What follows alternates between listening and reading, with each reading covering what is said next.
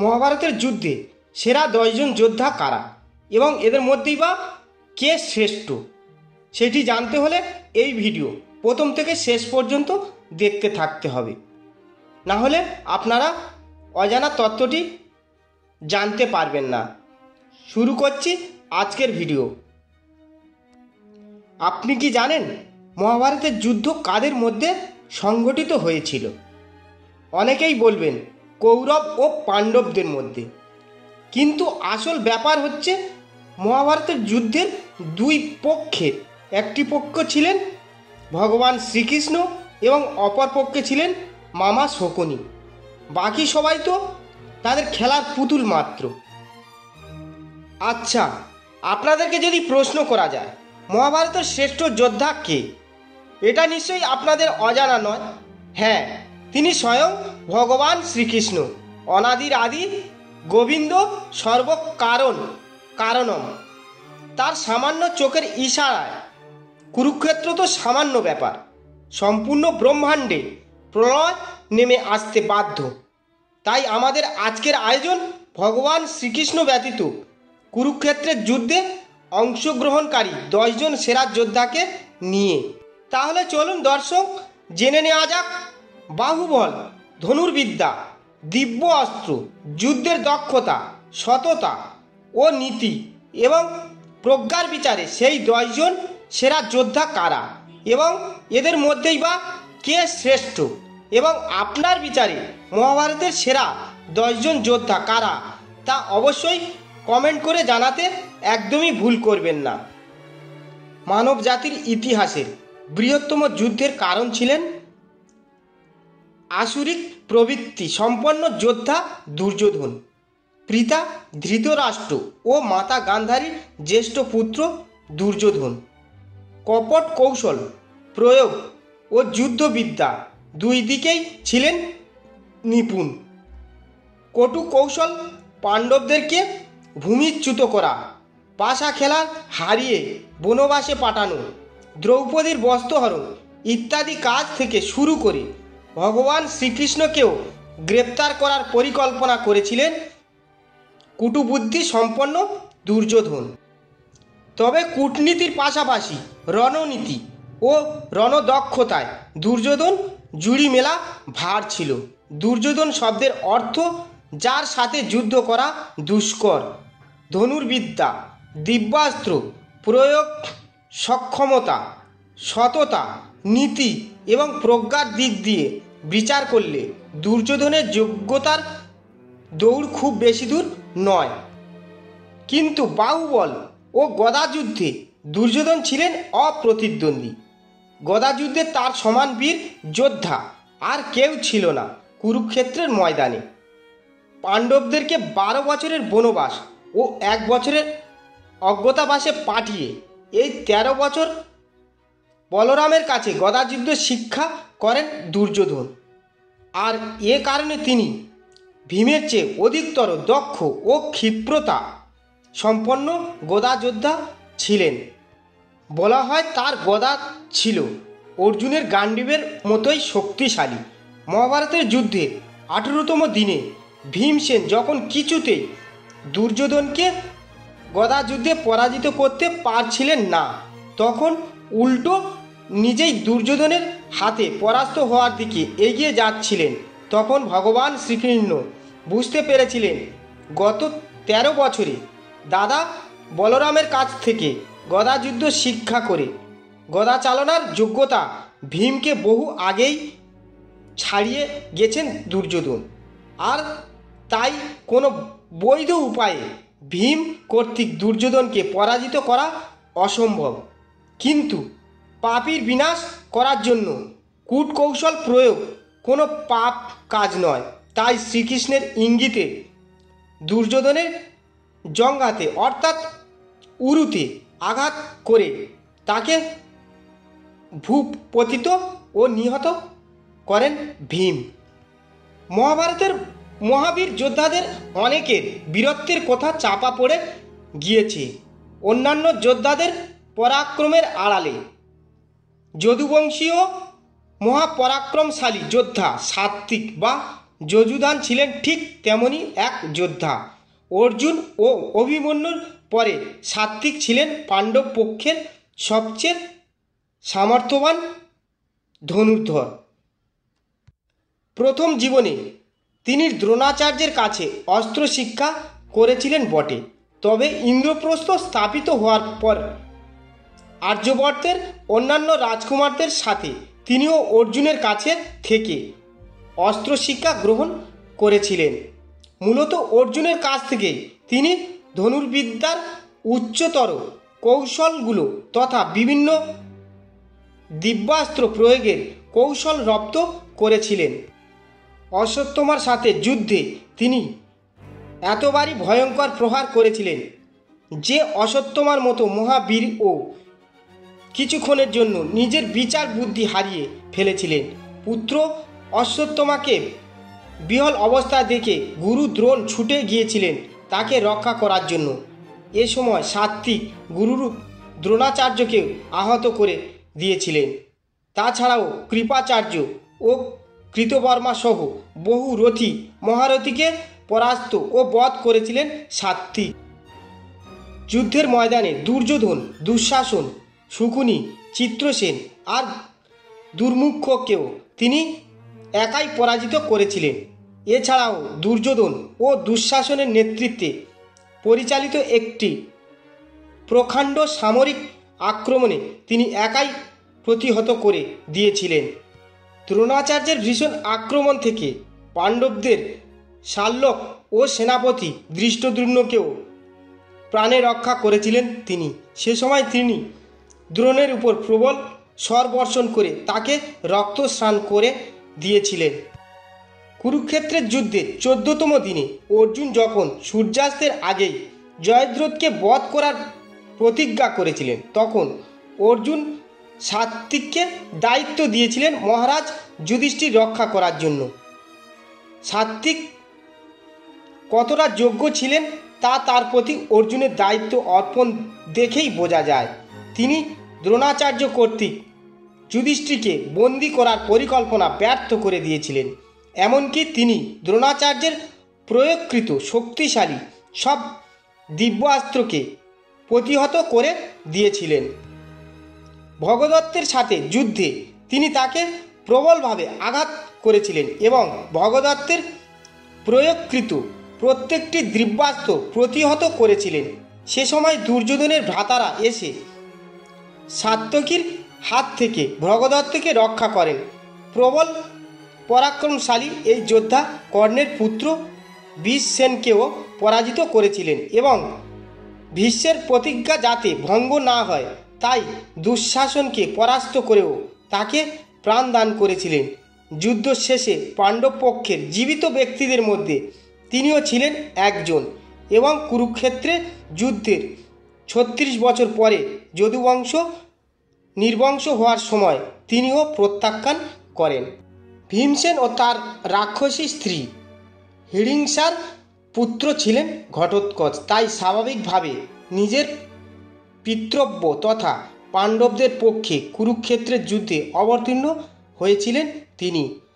শক্তির দিক দিয়ে বিবেচনা করলে তিনি তার পিতা ভীমের সমকক্ষই ছিলেন বলা চলে। রাক্ষস হওয়ার সুবাদে তিনি ছিলেন মায়াবিদ্যায় পারদর্শী এবং পরিস্থিতি অনুসারে তিনি নিজের শরীরকে অতিকায়, ক্ষুদ্রকায় বা অদৃশ্য করে ফেলতে পারতেন। প্রয়োজন অনুসারে তিনি শূন্যে উড়ন্ত অবস্থায়ও যুদ্ধ করতে পারতেন। তাছাড়া পাহাড় কিংবা মেঘের আড়াল থেকে ধনুর্বাণ ও রাক্ষস সেনাদের নিক্ষেপ করেও তিনি তার মায়াবিদ্যার চূড়ান্ত রূপ প্রয়োগ প্রদর্শন করেছিলেন। এ সকল কারণে ঘটোৎকচ ছিলেন পাণ্ডব পক্ষের একজন মহারথ, যিনি কৌরবদের বিপক্ষে বিপুল ধ্বংসযজ্ঞ পরিচালনা করেছিলেন। তার আক্রমণ এতটাই ভয়ঙ্কর ও বিধ্বংসী ছিল যে ঘটোৎকচের ভয়ে কৌরবের শিবিরে ত্রাহি ত্রাহি রব উঠেছিল। কুরুক্ষেত্রের যুদ্ধে 8তম দিনে রাক্ষস অলম্বুর কর্তৃক অর্জুন পুত্র ইরাবণের মৃত্যু হলে ক্ষোভে ফুঁসে ওঠেন ঘটোৎকচ। সেই দিন তার তীব্র গর্জনে বারংবার কেঁপে উঠেছিল কুরুক্ষেত্রের মাটি। ঘটোৎকচ দ্বারা সৃষ্ট এই বিভীষিকা দেখে আতঙ্কে পালাতে শুরু করেছিলেন কৌরব পক্ষের যোদ্ধারা। সে সময় দুর্যোধন ঘটোৎকচকে বাধা দিতে এগিয়ে এলে তিনি তাকে পরাজিত করেন। পরবর্তীতে দুর্যোধনকে সাহায্য করতে গুরু দ্রোণ এগিয়ে আসলে তিনিও ঘটোৎকচের কাছে পরাজিত হন। এ সময় ভগদত্ত এসে ঘটোৎকচের সাথে কৌরব বাহিনীর যুদ্ধে সমতা আনেন। যুদ্ধ ও কুরুক্ষেত্রের যুদ্ধের চতুর্থ দিনে ঘটোৎকচের কাছে পরাজিত হয়েছিলেন ভগদত্ত। কুরুক্ষেত্রের যুদ্ধের 14তম দিনটি ছিল ঘটোৎকচের বীরত্বপূর্ণ দিন এবং এই দিনেই তিনি বীরগতি প্রাপ্ত হয়েছিলেন। এই দিনে অশ্বত্থামার সাথে তুমুল যুদ্ধে রত হন ঘটোৎকচ। যুদ্ধের এক পর্যায়ে অশ্বত্থামার কাছে পরাজিত হন ঘটোৎকচ। এ সময় ধৃষ্টদ্যুম্ন এসে তাকে রক্ষা করেন। পরবর্তীতে শ্রীকৃষ্ণ ঘটোৎকচকে পাঠিয়েছিলেন কর্ণকে আক্রমণ করার জন্য, কিন্তু এ সময় তার পথ রোধ করে রাক্ষস অলম্বুস। ঘটোৎকচ ও অলম্বুসের মধ্যে দীর্ঘ অস্ত্র যুদ্ধের পর শুরু হয় মল্লযুদ্ধ। এই যুদ্ধে ঘটোৎকচ মহাশক্তিশালী অলম্বুসকে বধ করেন এবং তার ছিন্ন মস্তক দুর্যোধনের রথে ছুঁড়ে দিয়েছিলেন। এর পরই ঘটোৎকচ কর্ণকে আক্রমণ করেন। তিনি কর্ণের উপর এক প্রচণ্ড প্রহার করেছিলেন, যে মহাভারতের এই অন্যতম শ্রেষ্ঠ যোদ্ধা দিশেহারা হয়ে গিয়েছিলেন। ঘটোৎকচকে বধ করতে প্রাণপণ চেষ্টা করেছিলেন কর্ণও, কিন্তু তার সকল অস্ত্র নিষ্প্রভ হয়ে গিয়েছিল ঘটোৎকচের সামনে। অবশেষে ঘটোৎকচের হাত থেকে নিজের প্রাণ বাঁচানোর জন্য আর একটি মাত্র উপায় বাকি ছিল কর্ণের হাতে, আর তা হলো ইন্দ্রদেবের কাছ থেকে প্রাপ্ত বাসবী শক্তির অস্ত্র। এই অব্যর্থ অস্ত্রটি কর্ণ বাঁচিয়ে রেখেছিলেন অর্জুনকে বধ করার জন্য, কিন্তু কোনো উপায় না দেখে সেই বাসবী শক্তির অস্ত্র দিয়ে তিনি বধ করেছিলেন ঘটোৎকচকে। বাসবী শক্তি বিদ্ধ হয়ে ভূপাতিত হওয়ার সময় ঘটোৎকচের শরীরের নিচে পিষ্ট হয়ে যায় এক অক্ষয়িনী কৌরব সেনা নিহত হয়েছিলেন। পবনদেবের আশীর্বাদে কুন্তী ও পাণ্ডু যে মহা বলশালী পুত্র লাভ করেছিলেন তিনি হলেন দ্বিতীয় পাণ্ডব ভীম। 10,000 হাতির শক্তি সম্পন্ন এই যোদ্ধা একাই ধৃতরাষ্ট্রের 100 পুত্রকে বধ করেছিলেন। বলা হয় ভীমের সমান বলশালী ব্যক্তি পৃথিবীতে আর মাত্র 4 জন ছিলেন। তারা হচ্ছেন দুর্যোধন, বকাসুর, কিচ্চক এবং জরাসন্ধ।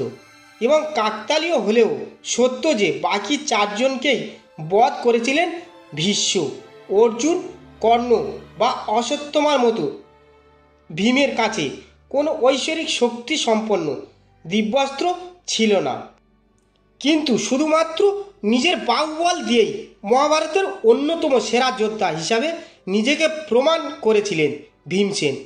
18 দিনের কুরুক্ষেত্রের যুদ্ধে প্রায় প্রতিদিনই ভীম তার অসীম বীরত্ব প্রদর্শন করেছিলেন। ভীমসেনকে গদাধারী ও মল্লযুদ্ধ হিসেবে দেখা গেলেও তীরন্দাজিতেও তার দক্ষতা ছিল অসামান্য। যুদ্ধের ময়দানে গুরু দ্রোণ, পিতামহ ভীষ্ম, কর্ণ, শল্য, কৃতবর্মা এবং দুর্যোধনের মতো অতিরথী মহারথীদেরকেও পরাজিত করেছিলেন ভীম। ভীম এবং দুর্যোধন দুজনেই অত্যন্ত উগ্র মস্তিষ্কের হওয়ায় দ্রোণাচার্য তাদের ওপর পুরোপুরি আস্থা রাখতে পারেননি। এজন্য এই দুজন অত্যন্ত শক্তিশালী যোদ্ধা হওয়া সত্ত্বেও তিনি তাদের হাতে ব্রহ্মাস্ত্র বা ইন্দ্রিয়াস্ত্রের মতো কোনো ধ্বংসাত্মক দিব্যাস্ত্র তুলে দেননি। শ্রীকৃষ্ণ তার প্রিয় ভাগ্নী সুভদ্রাকে বিবাহ দিয়েছিলেন তারই মিত্র অর্জুনের সাথে, এবং অর্জুন ও সুভদ্রার ঘরে জন্ম নিয়েছিলেন কুরুক্ষেত্রের আরও এক মহারথী অভিমন্যু। মাত্র 16 বছর বয়সে এই বিস্ময় বালক কুরুক্ষেত্রের যুদ্ধে যে বিপুল পরাক্রম সাহসিকতা এবং যোগ্যতার প্রদর্শন করেছিলেন তা বেশিরভাগ রথী মহারথীরাও দেখতে পারেননি। এমনকি এই বালকের বীরত্বের কাছে কর্ণ, দ্রোণ এবং ভীষ্মের সামর্থ্য নিষ্প্রভ হয়ে যায়। কুরুক্ষেত্রের যুদ্ধের 13তম দিনে পর্যন্ত বীর বিক্রমে যুদ্ধ করে অগণিত শত্রুকে বধ করেছিলেন বালক অভিমন্যু। এছাড়াও তার কাছে পরাজিত হয়েছিলেন দ্রোণ, শল্য, কর্ণ, কৃপাচার্য, অশ্বত্থমা, দুর্যোধন, অলম্বুস, বিকর্ণ ও চিত্রসেনের মতো বাঘা বাঘা কৌরব যোদ্ধারা। তার হাতেই বধিত হয়েছিলেন দুর্যোধনের পুত্র, শল্যের পুত্র ও ভ্রাতা এবং কৃতবর্মার পুত্র প্রমুখ বীর যোদ্ধাগণ। যুদ্ধের 13তম দিনটি ছিল অভিমন্যুর দিন। এই দিনে তিনি প্রদর্শন করেছিলেন পিতার মতো বিক্রম, লাভ করেছিলেন শাশ্বত মর্যাদা এবং মহা সম্মানের মৃত্যু। সেই দিন কুরুক্ষেত্রের যুদ্ধে অর্জুনের অনুপস্থিতির সুযোগ নিয়ে দ্রোণাচার্য রচনা করেছিলেন এক ভয়ঙ্কর ও শক্তিশালী ব্যূহ, চক্রব্যূহ। পাণ্ডব সেনাদের মধ্যে একমাত্র মহাবীর অর্জুনই এই ব্যূহ ভেদ করার ক্ষমতা রাখতেন।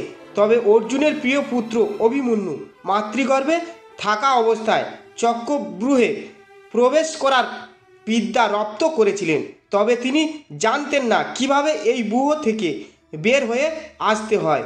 তবুও নিজের আসন্ন মৃত্যু জেনেও বালক অভিমন্যু ঢুকে পড়েছিলেন চক্রব্যূহে। সেই দিন ক্ষাত্র তেজের চূড়ান্ত উদাহরণ প্রদর্শন করেছিলেন অভিমন্যু।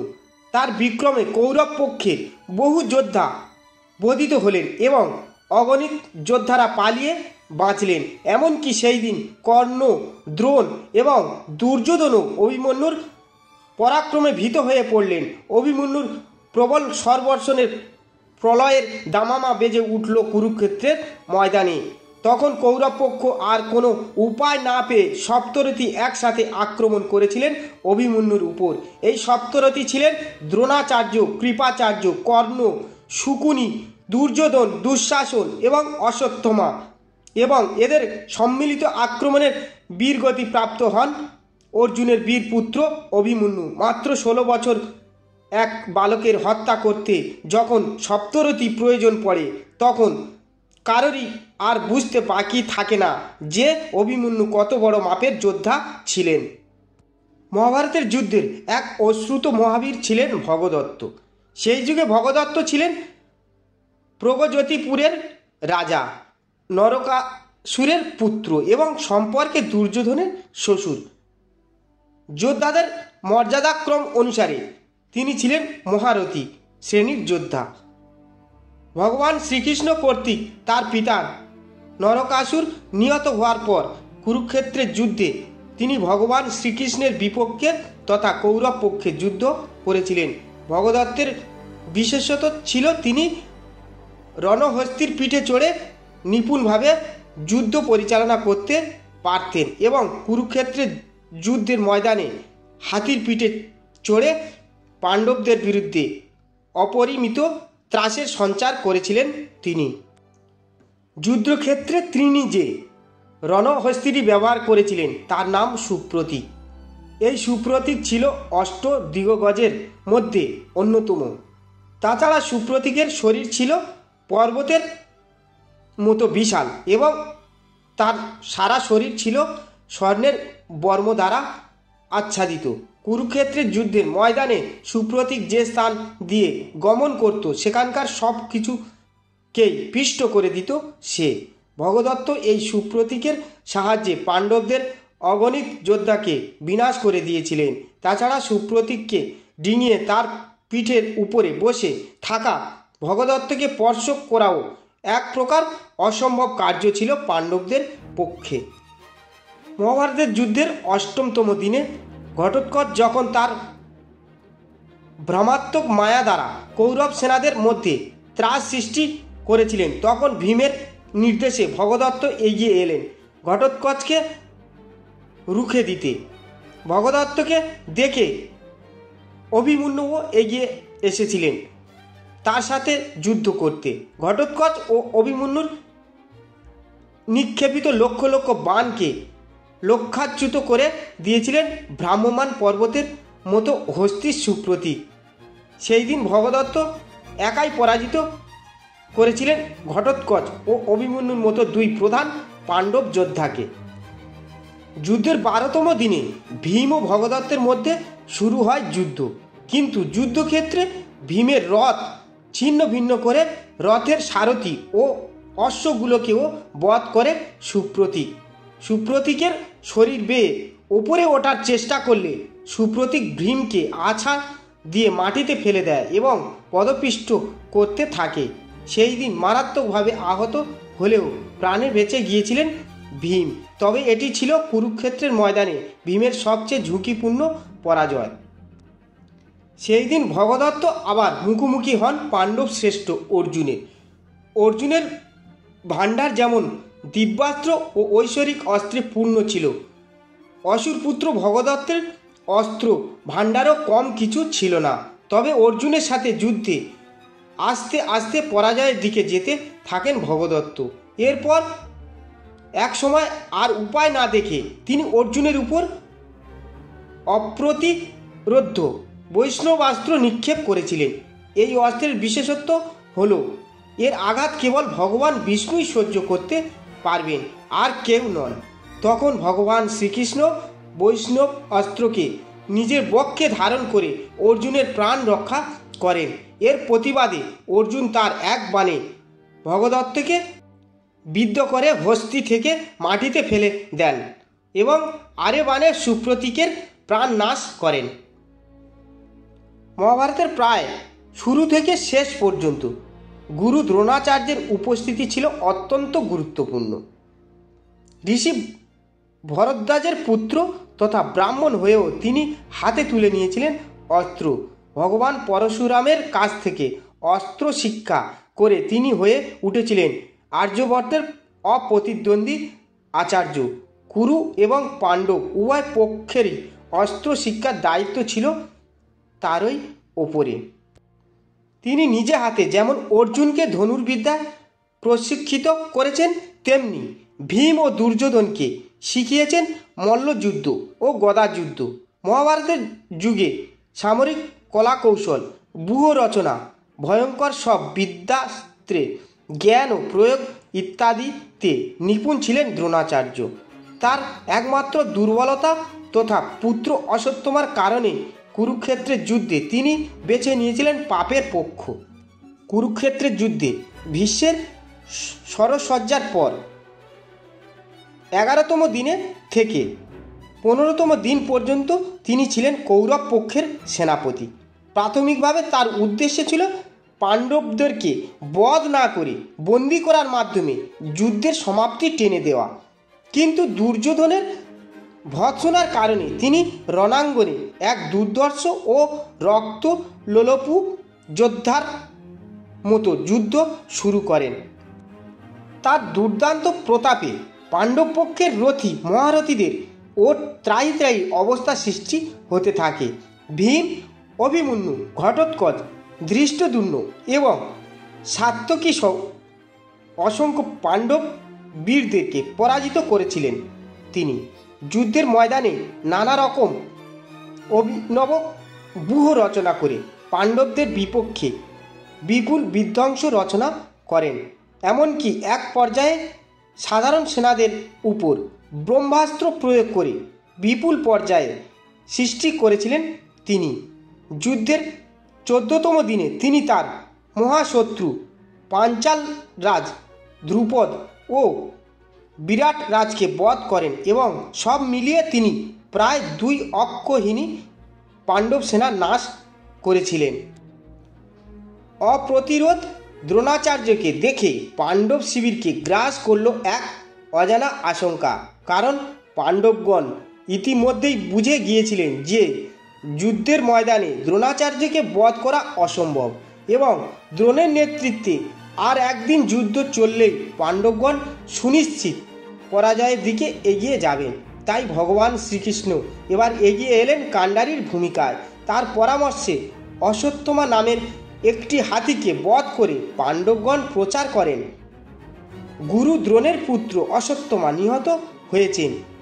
স্বয়ং যুধিষ্ঠির মুখে একথা শুনে ভেঙে পড়লেন দ্রোণাচার্য। তিনি অস্ত্র ত্যাগ করে যুদ্ধের ময়দানে অশ্বত্থামার চিন্তায় ধ্যানমগ্ন হয়ে পড়েন।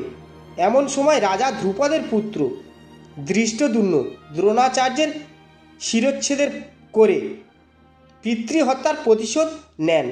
আসলে দ্রোণাচার্য এত বড় মাপের যোদ্ধা ছিলেন যে তাকে বধ করতে অনৈতিক পন্থা অবলম্বন করতে হয়েছিল পাণ্ডবদের। আর এর থেকেই বোঝা যায় দ্রোণাচার্য যোদ্ধা হিসেবে কতটা পরাক্রমশালী ছিলেন। হস্তিনাপুরের রাজা শান্তনুর ঔরসে এবং দেবী গঙ্গার গর্ভে জন্ম নিয়েছিলেন অষ্টবসুর অষ্টম বসু প্রভাস বা দুহ, এবং জন্মে তিনি নামকরণ করেছিলেন দেবব্রত।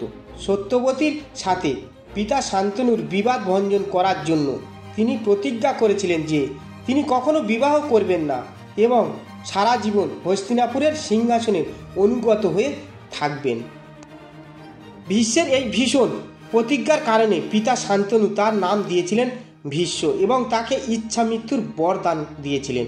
এবং এই একই কারণে রাজা ধৃতরাষ্ট্রের পুত্ররা দুরাচারী ও পাপিষ্ট হওয়ার সত্ত্বেও তাকে কৌরব পক্ষেই যুদ্ধ করতে হয়েছিল। বলা হয় ভগবান শ্রীকৃষ্ণের পরে ভীষ্মই ছিলেন একমাত্র ব্যক্তি যিনি নানা গুণে গুণান্বিত ছিলেন। রাজনীতি, রণনীতি, রাষ্ট্রবিজ্ঞান, আয়ুর্বেদ, বেদ বেদাঙ্গ, অস্ত্রবিদ্যা, বুদ্ধিবিদ্যা এবং পারমার্থিক জ্ঞানে ভীষ্মের জুড়ি মেলা ভার। তাছাড়া গুরু পরশুরাম, ইন্দ্রদেব ও সূর্যদেবের কাছ থেকে প্রাপ্ত দিব্যাস্ত্রের কারণে তিনি ছিলেন মহাভারতের এক অজেয় বীর। তিনি এক বড় মহারথী ছিলেন যে তার গুরুদেব ভগবান পরশুরাম পর্যন্ত তাকে পরাজিত করতে পারেননি। তাছাড়া পিতার আশীর্বাদে ইচ্ছামৃত্যুর বর প্রাপ্ত হওয়ার কারণে কোনো মহারথী বা অতিরথী যোদ্ধার পক্ষেও তাকে বধ করাও সম্ভব ছিল না।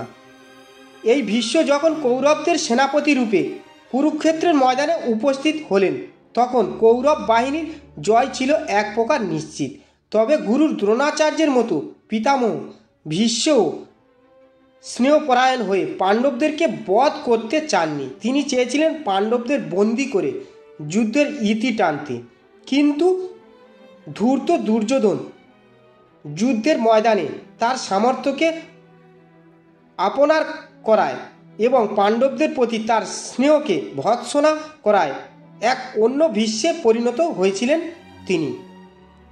কুরুক্ষেত্রের ময়দানে তার অপ্রতিরোধ প্রহার ও প্রচণ্ড ক্ষিপ্ততার নাজেহাল হয়ে পড়েছিলেন পাণ্ডব পক্ষ।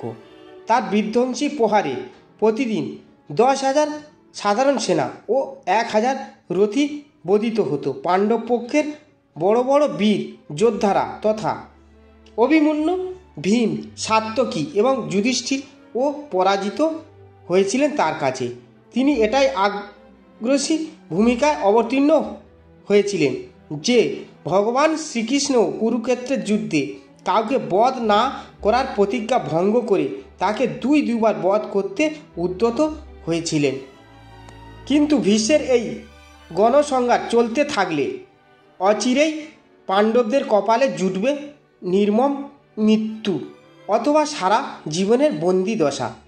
অথচ ভীষ্ম কারোর হাতে বধ নন, সুতরাং স্বাভাবিকভাবে যুদ্ধ করে তাকে পরাজিত বা বধ করা কোনোভাবেই সম্ভব নয়। তাই ভগবান শ্রীকৃষ্ণ এবার কুরুক্ষেত্রকে ভীষ্মমুক্ত করতে প্রচেষ্টা হলেন। আর তাই কুরুক্ষেত্রের যুদ্ধে 10ম দিনে ভীষ্মের সামনে হাজির করা হলো শ্রীখণ্ডীকে। কাশীরাজের 3 কন্যা অম্বা, অম্বিকা ও অম্বালিকাকে অপহরণ করার জেরে অম্বা বর প্রাপ্ত হয়েছিলেন। পরের জন্মে শ্রীখণ্ডী রূপে তিনি ভীষ্মের মৃত্যুর কারণ হবেন এবং ভীষ্মও সংকল্প করেছিলেন যুদ্ধক্ষেত্রে অম্বা তথা শ্রীখণ্ডীকে দেখা মাত্রই তিনি অস্ত্র ত্যাগ করবেন। সুতরাং কুরুক্ষেত্রের ময়দানে শ্রীখণ্ডীকে যখন ভীষ্মের সামনে উপস্থিত করা হলো তখন ভীষ্ম স্বেচ্ছায় অস্ত্র ত্যাগ করলেন এবং পাণ্ডু পুত্র অর্জুন একের পর এক বাণ বর্ষণ করে ঝাঁঝরা করে দিলেন পিতামহের শরীর। তবে ইচ্ছা মৃত্যুর বর প্রাপ্ত হওয়ার কারণে তিনি কুরুক্ষেত্রের যুদ্ধে আরও 40 দিন পরে স্বেচ্ছায় দেহত্যাগ করেন।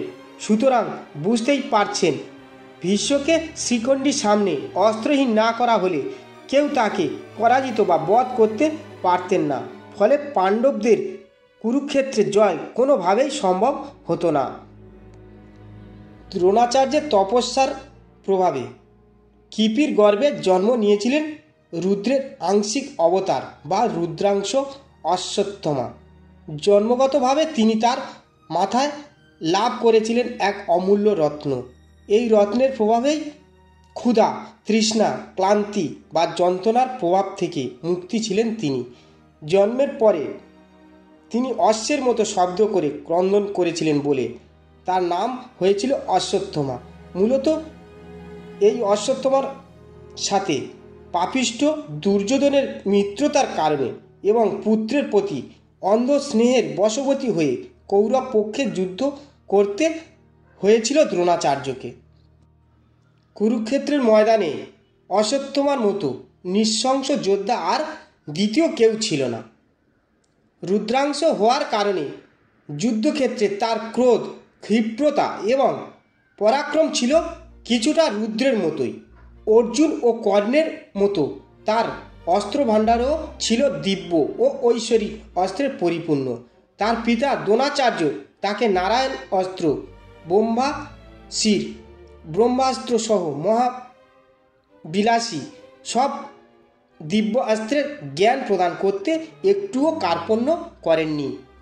আর এ সকল কারণে কুরুক্ষেত্রের যুদ্ধে অশ্বত্থমাকে থামানোর মতো শক্তি শুধুমাত্র ভগবান শ্রীকৃষ্ণ ও অর্জুন ব্যতীত আর কারণ ছিল না। তিনি যুধিষ্ঠির, ভীম, সাত্যকী, ঘটোৎকচ এবং ধৃষ্টদ্যুম্নকে একাধিকবার পরাজিত করেছিলেন যুদ্ধের ময়দানে। তাছাড়া অর্জুনের হাত থেকে অন্তত 3 বার তিনি কর্ণকে রক্ষা করেছিলেন।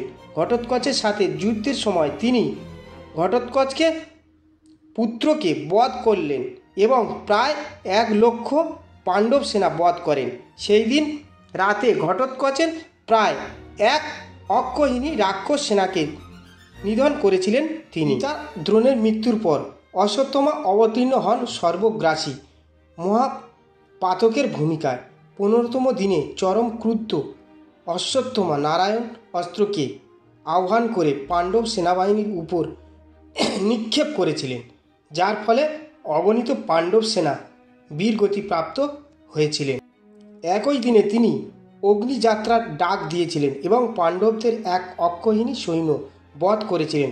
অশ্বত্থমাই ছিলেন কৌরব পক্ষের সবচেয়ে বিধ্বংসী যোদ্ধা, যিনি পাণ্ডবদের 2 অক্ষৌহিণী সৈন্যকে 1 রাতে ও 1 দিনে হত্যা করেছিলেন এবং সর্বসাকুল্যে তিনি অন্তত পক্ষে 3 অক্ষৌহিণী পাণ্ডব সেনা একাই নিধন করেছিলেন। কৌরব পক্ষের কোনো রতি মহারথী পাণ্ডবদের এত বড় সর্বনাশ করতে পারেননি। যুদ্ধের 18তম দিবাগত রাতে দুর্যোধনকে মৃত্যুশয্যায় রেখে তিনি প্রবেশ করেছিলেন পাণ্ডব শিবিরে। এরপর ক্রোধ ও প্রতিরোধের নেশার উপর পাণ্ডবগণ ধৃষ্টদ্যুম্ন ও শিখণ্ডী সহ কুরুক্ষেত্রের যুদ্ধে অংশগ্রহণকারী প্রত্যেক যোদ্ধাকে অন্যায়ভাবে বধ করেছিলেন তিনি। এছাড়া পাণ্ডবগণকে নির্বংশ করতে অর্জুনের পুত্রবধূ উত্তরার গর্ভে ব্রহ্মাস্ত্রের আঘাত হেনেছিলেন অশ্বত্থমা। অশ্বত্থমা বীর যোদ্ধা ছিলেন এবং কুরুক্ষেত্রের ময়দানে তাকে কেউ বধ করতে পারেনি বটে, তবে তার ঘৃণ্য কর্মে হতভম্ব হয়ে গিয়েছিলেন স্বয়ং ভগবান শ্রীকৃষ্ণ। তাই তিনি অশ্বত্থমার মাথার মণিটি ছিনিয়ে নিয়ে অমরত্বের অভিশাপ দিয়েছিলেন তাকে। সূর্যদেবের আশীর্বাদে কুমারী কুন্তী যে পুত্র সন্তান লাভ করেছিলেন তার নাম কর্ণ। তবে লোকলজ্জার ভয়ে তিনি কর্ণকে পরিত্যাগ করেছিলেন এবং সুতপুত্র হিসাবে বেড়ে উঠেছিলেন কর্ণ। কর্ণের বীরত্ব ও পরাক্রম সম্পর্কে নতুন করে কিছু বলার অপেক্ষা রাখে না। সূর্যদেবের আশীর্বাদে জন্মগতভাবে কর্ণ এক অভেদ্য কবচ প্রাপ্ত করেছিলেন, যা শরীরে থাকা অবস্থায় কেউ তাকে বধ করতে সক্ষম ছিলেন না। ভগবান পরশুরামের কাছ থেকে অস্ত্র শিক্ষা করে তিনি হয়ে উঠেছিলেন এক অজেয় মহাবীর। ভার্গবাস্ত্র, নাগাস্ত্র, ব্রহ্মাস্ত্র, ব্রহ্মশিরাস্ত্র এবং বাঁশরী শক্তি অস্ত্রসহ সমগ্র রকমের বিদ্যাস্ত্রের অধিকারী ছিলেন মহাবীর কর্ণ। কুরুক্ষেত্রের যুদ্ধ ছাড়াও জরাসন্ধকে মল্লযুদ্ধে পরাজিত করা, দিগ্বিজয় করা প্রভৃতি ঘটনা কর্ণের সামর্থ্যের পরিচয় দেয় খুব ভালোভাবে। তবে সুতপুত্র হিসেবে বেড়ে ওঠা একজন মানুষের পক্ষে এই বিপুল যোগ্যতা অর্জন করা একেবারেই সহজসাধ্য ছিল না। দিনের পর দিন সংগ্রাম ও বঞ্চনার পথ পাড়ি দিয়ে তিনি নিজেকে প্রতিষ্ঠিত করেছিলেন দিগ্বিজয়ী বীর অঙ্গরাজ কর্ণ হিসেবে। যেহেতু পিতামহ ভীষ্ম কর্ণের আসল পরিচয় জানতেন, তাই তিনি কর্ণকে তার জীবনদশার আপন ভ্রাতাদের বিরুদ্ধে দাঁড় করাতে চাননি। তাই 10ম দিনে ভীষ্মের শরশয্যার পরেই কুরুক্ষেত্রের যুদ্ধে প্রবেশাধিকার পেয়েছিলেন কর্ণ। আর এরপর থেকেই কর্ণের বিক্রম শুরু হয় কুরুক্ষেত্রে। অর্জুন ব্যতীত তিনি বাকি 4 পাণ্ডবদের প্রত্যেককেই পরাজিত করেছিলেন এবং তাদেরকে বধ করার সুযোগ পেয়েছিলেন, কিন্তু তিনি অর্জুন ব্যতীত বাকি পাণ্ডবদের বধ করবেন না বলে যে প্রতিজ্ঞা করেছিলেন তা রক্ষাতেই তিনি তাদেরকে প্রাণ দান করেছিলেন। কুরুক্ষেত্রের যুদ্ধে 14তম রাতে তিনি বাসবী শক্তি প্রয়োগ করে মহাশক্তিশালী ঘটোৎকচকে বধ করেছিলেন, যা ছিল কৌরব পক্ষের জন্য এক বিরাট স্বস্তির কারণ। এছাড়াও মৃত্যুর আগ পর্যন্ত কর্ণ কর্তৃক পরিচালিত তাণ্ডব নিহত হন প্রায় 2 অক্ষৌহিণী পাণ্ডব সেনা। উল্লেখ্য, পিতামহ ভীষ্ম ও গুরু দ্রোণাচার্যের পাণ্ডবদের বিপক্ষে এত বিধ্বংসী প্রহার করতে পারেননি। কুরুক্ষেত্রের ময়দানে কর্ণের মৃত্যুও ছিল একেবারে অদ্ভুত। তবে তার মৃত্যুর কারণ তার যোগ্যতাহীনতা নয়, তার দানশীলতা এবং পরশুরাম কর্তৃক প্রদত্ত অভিশাপ। অর্জুনের হাতে কর্ণকে বধ করানোর উদ্দেশ্য দেবরাজ ইন্দ্র কর্ণের কাছ থেকে তার কবচ ও কুণ্ডল ভিক্ষা করে নিয়েছিলেন, যা কর্ণকে দুর্বল করে তুলেছিল। এই কবচ কর্ণের শরীরে থাকলে অর্জুনের তীর কোনোভাবেই তার বক্ষকে বিদ্ধ করতে পারত না এবং কর্ণের মৃত্যু দ্বিতীয় কারণ ছিল তারই গুরুদেব পরশুরামের দেয়া অভিশাপ। নিজের পরিচয় গোপন রেখে পরশুরামের কাছে অস্ত্র শিক্ষা করেছিলেন বলে তিনি কর্ণকে অভিশাপ দিয়েছিলেন, প্রয়োজনের সময় কর্ণ বিদ্যাস্ত্রের জ্ঞান ভুলে যাবেন। আর ঠিক একই কারণেই অর্জুনের সাথে যুদ্ধের সময় যখন দুর্ভাগ্যবশত কর্ণের রথের চাকা মাটিতে আটকে যায়, তখন কোনো বিদ্যাস্ত্রের জ্ঞান তিনি স্মরণ করতে পারেননি এবং এত বড় বীর যোদ্ধার মৃত্যু হয়েছিল নিরস্ত্র অবস্থায়। আজ্ঞে হ্যাঁ, পাণ্ডুপুত্র অর্জুনকেই রাখা হয়েছে কুরুক্ষেত্রের যুদ্ধে অংশগ্রহণকারী যোদ্ধাদের মধ্যে প্রথম স্থানে।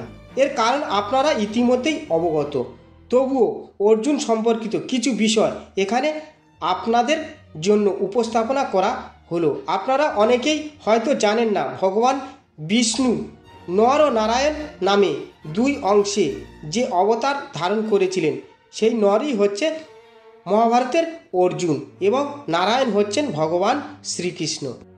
দেবরাজ ইন্দ্রের সন্তান হওয়ার জন্মগতভাবে তিনি ছিলেন দেবরাজাদের মতি তেজস্বী, বুদ্ধিমান, শক্তিশালী এবং পরাক্রমী। তিনি দ্রোণাচার্যের কাছে থেকে অস্ত্রবিদ্যার প্রশিক্ষিত হয়েছিলেন বটে, তবে তার অস্ত্রভাণ্ডারের মহাভারতের সকল যোদ্ধার চেয়ে বেশি পরিমাণে বিধ্বংসী অস্ত্র ছিল। তবে তিনি এই অস্ত্রগুলোর মধ্যে অনেকগুলোই কুরুক্ষেত্রের যুদ্ধে ব্যবহার করেননি।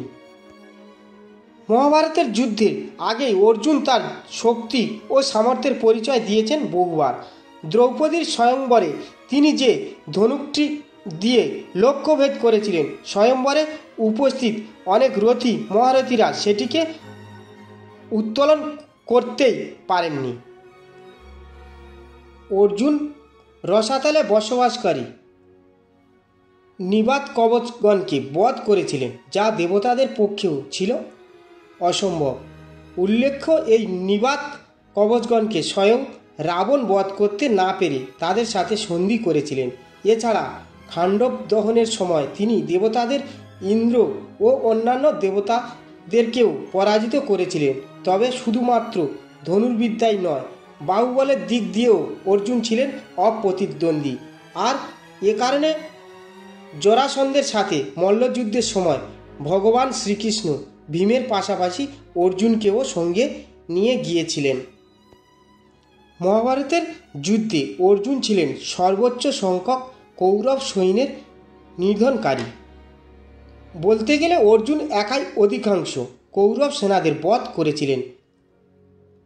ভাগদত্ত, অশ্রুআয়িত, জয়দ্রথ, কর্ণ, সুষমাকে বধ করার পাশাপাশি তিনি ভীষ্ম, দ্রোণ, দুর্যোধন সহ অসংখ্য কৌরব বীরদেরকে পরাজিত করেছিলেন। বলাই বাহুল্য, অভিমন্যুর মৃত্যুর পরের দিন তিনি একাই কৌরবদের 7 অক্ষৌহিণী সেনা বিনাশ করে দিয়েছিলেন। আর এভাবে একটানা 18 দিন গান্ডীব নামে অত্যন্ত ভারী এক ধনুক নিয়ে যুদ্ধ করে জয়লাভ করেছিলেন। তবে তার এ সকল জয়ে পরোক্ষ ও অদৃশ্যভাবে শক্তি জুগিয়েছিলেন পার্থসারথী ভগবান শ্রীকৃষ্ণ। আপনারা অনেকেই প্রশ্ন করতে পারেন, অর্জুন ও কর্ণ দুজনেই প্রায় সমান যোগ্যতা সম্পন্ন যোদ্ধা, কিন্তু কর্ণকে প্রথম স্থানে না রেখে অর্জুনকে কেন প্রথম স্থানে রাখা হলো? আজ্ঞে হ্যাঁ, কর্ণ এবং অর্জুনের যোগ্যতা ও বীরত্বের বিচার করা আসলে কোনো সহজসাধ্য কাজ নয়। তবে সার্বিক বিবেচনার অর্জুনকে প্রথম স্থানে রাখার কারণ দুটি। প্রথম কারণ হলো কর্ণ ছিলেন অধর্মের পক্ষে এবং অর্জুন ছিলেন ধর্মের পক্ষে যোদ্ধা। এবং দ্বিতীয় কারণ হচ্ছে ইতিহাস সবসময় বিজয়ীর হাতে লেখা হয়, আর মহাভারতের চেয়ে গুরুত্বপূর্ণ ইতিহাস আর কি হতে পারে। প্রিয় দর্শক বন্ধু, ভিডিওটি মন দিয়ে দেখা ও শোনার জন্য অনেক অনেক ধন্যবাদ। আমাদের এই ভিডিওটিকে একটি লাইক দিলে আর আমাদের এই ছোট্ট মুক্তি নামক চ্যানেলটিকে সাবস্ক্রাইব করে আমাদের সাপোর্ট করলে আমরা নতুন নতুন ভিডিও আপলোড করার প্রেরণা পাবো। আমাদের চ্যানেলটিকে সাবস্ক্রাইব করে আমাদের সাথে জুড়ে থাকুন এবং এরকম ভিডিও দেখতে থাকুন। এবং ভিডিওটি ভালো লাগলে আপনারা লাইক করবেন, কমেন্ট করবেন এবং শেয়ার করবেন। ধন্যবাদ। হরে কৃষ্ণা, হরি বল।